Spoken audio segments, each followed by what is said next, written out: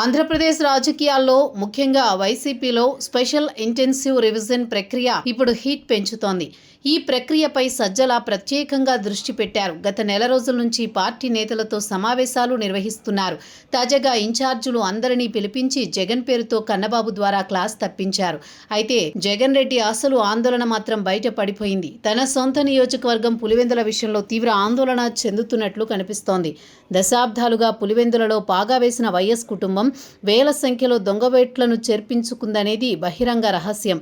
ఇప్పుడు ఎన్నికల సంఘం చేపట్టిన కఠినమైన ప్రక్షాళనలో ఈ అక్రమ ఓట్లన్నీ తొలగిపోతే పులివెందులలో తన పట్టు జారిపోతుంది అనే భయం జగన్ రెడ్డిని వెంటాడుతోంది. పార్టీ ఇన్ఛార్జీలతో జరిగిన సమావేశంలో జగన్ ఆసక్తికరమైన వ్యాఖ్యలు చేశారు. తమిళనాడులో స్టాలిన్ తన నియోజకవర్గంలో ఓట్లు తీసేయడం వల్లే ఓడిపోయారని ఆయన ప్రస్తావించారు.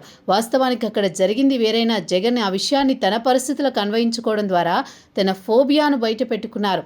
పులివెందులలో తనకున్న సేఫ్టీ వాల్ లాంటి దొంగ ఓట్లు ఇప్పుడు ఈసీ నిఘాలో గాలి కొట్టిపోతాయన్న భయంలో కనిపిస్తోంది. గత ప్రభుత్వ హయాంలో కుప్పంలో చంద్రబాబును ఇబ్బంది పెట్టాలని చూసిన జగన్ ఇప్పుడు పులివెందులను కాపాడుకోవడానికి ఆరాటపడుతున్నారు.